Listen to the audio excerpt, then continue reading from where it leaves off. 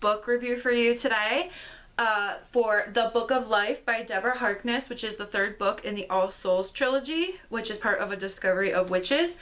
But before we get into that, first let me tell you, my name is Jen, and this is an introverted lifestyle channel. So I do book reviews, crafting videos, shopping hauls, beauty hauls, writing tips, and anything like that. So if that's something that you like too, then be sure to hit that subscribe button, hit the bell to be notified when I upload, and give this video a like.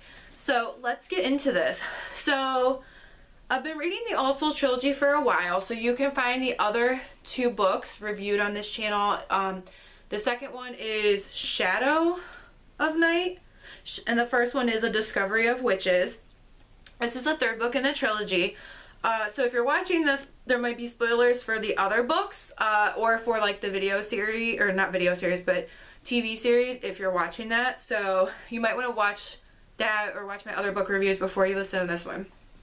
So this follows Diana Bishop, who is a witch, and Matthew Claremont, who is, well, he's got several last names. De Claremont and Claremont are the two primary ones. But he's a vampire, and this follows them.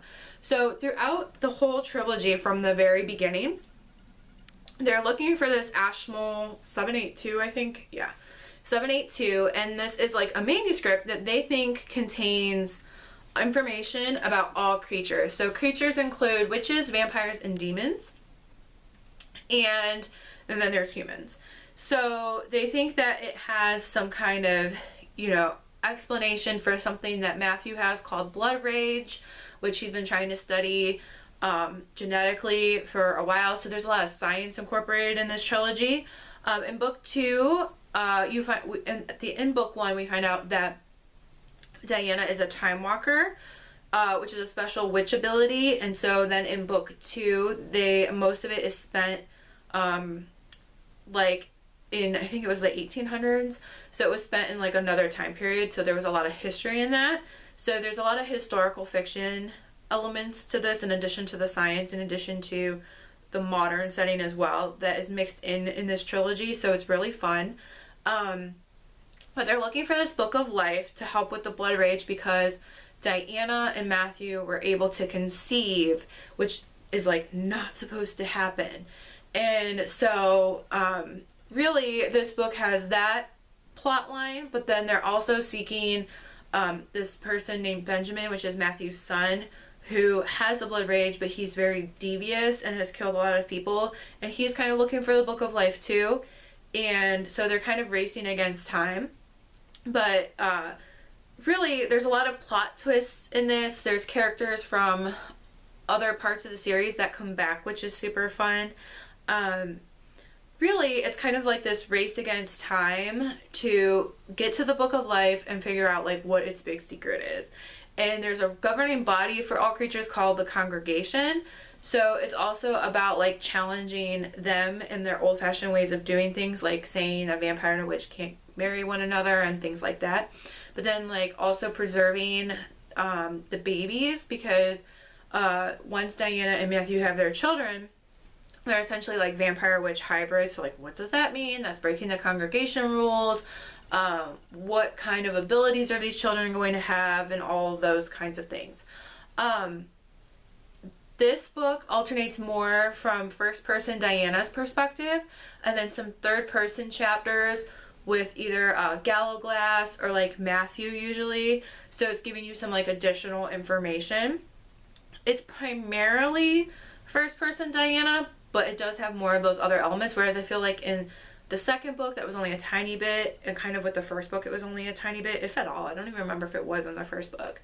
But this is such a fun series. I know that this review is kind of all over the place. First, let me say, or I guess not first because I've been talking for like 5 minutes already. I gave this book 5 out of 5 stars. There is a lot here, and there's parts where it's kind of slow moving, and then it really starts to pick up, and then it kind of slows down, and then it kind of picks up. And I personally like that because I like to be able to put down the book sometimes. There was one time where I got caught reading this like, I'll just read for a little bit, and I ended up reading for like hours wanting to know what was going to happen next. But I really like that. I like having some chapters that make you continue, and then having other parts where like, oh, this is a good stopping point. Like, thank you, I can go to sleep. So the series is really fun. In the like reviews, it's that in the front, it really recommends this series. Like, if you like Harry Potter or Twilight or this series, then you might like, say, Outlander, or if you like Outlander, you might like this series. I do plan, I think, to read Outlander. I at least have the first book. I have another book or two that I want to read first, but I'm really thinking of diving into that series, and hoping that I like it, because I really enjoyed this, and I really love Harry Potter, and when Twilight first came out, I really loved Twilight. So I think that it would be fun to delve into something like that. I love the historical fiction elements of this. I love the science. You know, Diana in the first book could kind of be annoying. I think the first book is one I gave 4 stars to, but she gets less annoying. I don't know if I got used to her or if she actually got less annoying. It's kind of hard to say. But I just really like these books. They're very vivid. I really like all the different characters, including side characters, which I think is super important. If there needs to be at least one side character who you just like are always rooting for. And then I just started last night Time's Convert, which is part of the All Souls, but it's like a 4th book, so it's not part of the trilogy. It's kind of supposed to be, I thought it was supposed to be a spin-off, and I thought it followed 2 characters that from book 2, I don't think book 1, I think from book 2 and into book 3 are Phoebe and Marcus, and I thought that Time's Convert was going to pretty much just follow Phoebe and Marcus, but then I got to a chapter and it was Diana's perspective. So I was like, oh, alright, because I was kind of sad that I was done with Diana and Matthew's story, so it's nice to have that pick up again in this Time's Convert. So technically All Souls is a trilogy, but then there's Time's Convert, and that was published like a few years ago, so I don't think it's going anywhere after that. But it's like a 400-page book, so I just started that last night, so that will be reviewed on this channel when I finish, which who knows when that will be. I don't really read fast anymore. I aim for a book a month now. And then, you know, throw in some like audiobooks or whatever too. But I really loved this series. So I guess this review is kind of more for the series. Book 2 was my favorite of the 3, which is super rare, because book 2 in a series or in a trilogy is usually like The Ugly Stepchild, that like it's usually not very good, and it's kind of like a bridge between, you know, especially in a trilogy, it's like a bridge between the beginning and when everything's established, and then, you know, the end and the climactic point. So book 2s can kind of be but it was super, that was probably my favorite one, mostly because of the time aspect of it. I really liked them going back into time, and they went into like the Elizabethan period, and it was just super cool. But yeah, so I would agree with the statement that if you like I haven't read Outlander, but a friend who is watching it and then heard me describe this series, she thinks I would like Outlander. So I'll venture to say that if you like Outlander, if you want something that's like Harry Potter or Twilight, but more elevated, more grown up, then I think that you should totally check out the All Souls trilogy. Witches, vampires, demons, and demons don't really have like a huge role, to be honest. Some history, science, romance. It's just a great series. And full disclosure, when I read the first book, and I said this in my review, I read like 30 pages, like the first chapter, and was like, this is super boring, and put it down, and I did not pick it up for years later. Then this year I moved, and I was, you know, in the fall time, I was looking for something more immersive and that I could just get lost in, and I was like, you know what, I'm gonna give that another try. And I don't know what was different this time, but something took off for me. I just maybe was too young the first time I tried to read it, or just not, I don't know.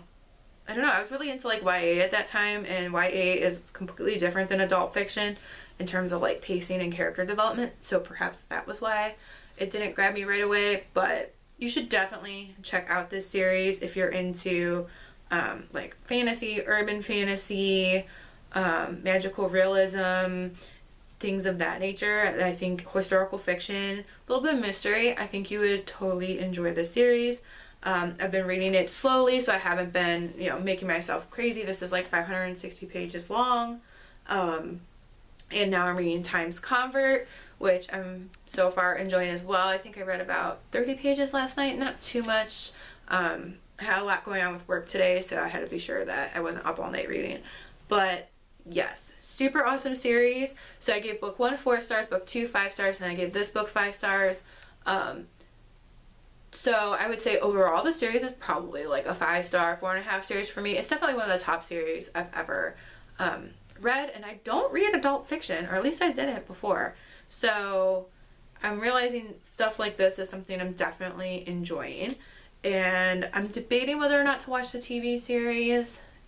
You know, I've seen some of the characters, but there's also some gruesome scenes in here. You can go to Storygraph and you can look up this book and you can see all the like trigger warnings in there. And there are a lot, but I will say, and I'm a very triggery person, and I will say that the Deborah Harkness stops before the point where I am like uncomfortable. She isn't like overly detailed, and I feel like she just gives you enough where you're like, okay, like that happened, that's kind of disturbing, and then you can like move on.